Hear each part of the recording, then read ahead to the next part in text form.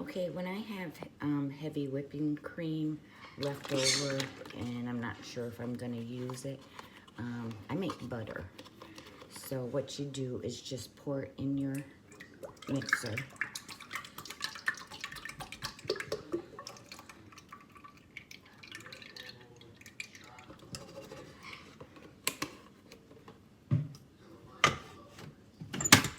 And you whip it. I'll be back because my blender's so loud for this phone. When I get close, I'll show you. Okay, you're gonna get it to the whipping stage, and you're just gonna keep going, and I'll be back. Okay, we're at 2 minutes and it's starting to break down.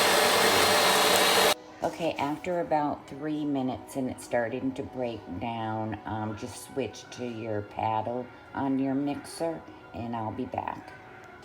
Just get a spatula and scrape everything down and continue beating.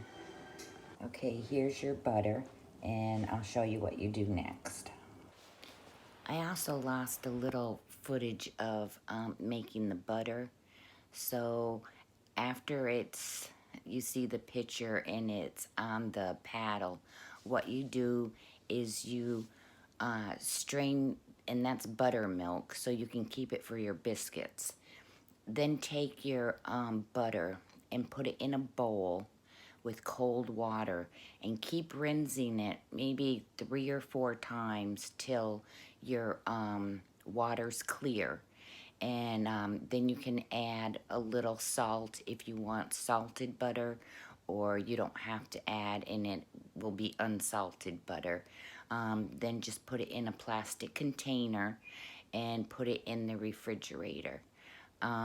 Hopefully this won't happen again, but I just wanted to get the videos out and the recipes, and I just wanted to have them be full videos.